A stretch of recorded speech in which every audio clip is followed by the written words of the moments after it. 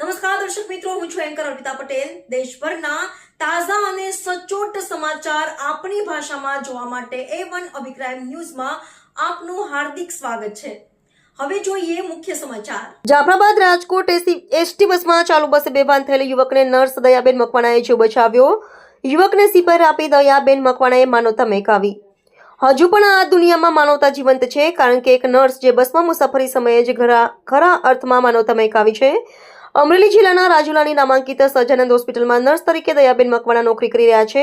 Nurse Dayaben Makwana જો Jafrabad Rajkot ST bus Rajkot જઈ રહ્યા હતા અને તે સમયે બાવરા શહેર નજીક પહોંચતા અચાનક જ બસમાં કેવિનભાઈ નામના યુવક અચાનક બેભાન થયા હતા। જો કે આ ઘટનાના પગલે 108 ટીમને જાણ કરવામાં આવી હતી, પરંતુ તાત્કાલિક પહોંચી શકે તેમ નહોતું, જેથી સમય સૂચકતા દાખવી બસમાં મુસાફરી કરી રહેલા નર્સ દયાબેન મકવાણા અને અન્ય એક નર્સ મહિલા સાથે મળીને યુવકનો જીવ બચાવવામાં આવ્યો હતો। નર્સ દયાબેન મકવાણાએ બેભાન થયેલા યુવકને સીપીઆર આપી ચાલુ બસમાં જ યુવકનો જીવ બચાવ્યો હતો। ખરા અર્થમાં દયાબેન મકવાણાએ માનવતાનું ઉત્તમ ઉદાહરણ પૂરું પાડ્યું છે।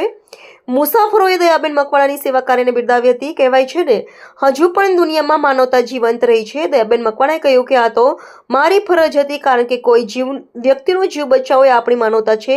એક યુવક બસમાં બેભાન થતા તેમને સીપીઆર આપી જીવ બચાવ્યો હતો। રિપોર્ટર સરફરાઝ ખોખર, અમરેલી। મારું નામ મકવાણા દયા છે। હું રાજુલા સહજાનંદ હોસ્પિટલમાં નોકરી કરું છું અને જાફરાબાદ રાજકોટ બસ છે એમાં હું મુસાફરી કરીને આવતી હતી। તો અચાનક એક ભાઈ હતા જે જામનગર જવાના હતા, એ બેહોશ થઈ ગયા એટલે આપણે એને 108માં ફોન કર્યો, પણ એ તાત્કાલિક ન પહોંચી કે અને હોસ્પિટલ પણ આપણે તાત્કાલિક ન પહોંચી શકીએ। તે માટે પહેલાં મારી ફરજમાં એ આવે માનવતાની ધ્યાનથી કે વ્યક્તિનો પહેલાં જીવ બચાવો એમ, એટલે અમે એને સીપીઆર આપી અને એનો જીવ બચાવ્યો છે। અને એ સંદેશ આપવા માગું છું કે આપણે આજુબાજુ અથવા આપણે મુસાફરી કરીએ ત્યારે કોઈ પણ વ્યક્તિને આવી રીતના બેહોશ થઈ જાય તો આપણે તાત્કાલિક હોસ્પિટલ કે એમ્બ્યુલન્સ નથી આવી શકતી, તો આપણે પહેલો આપણો ધ્યેય એ છે કે એને સીપીઆર આપી અને આપણે તેનો જીવ બચાવી શકીએ।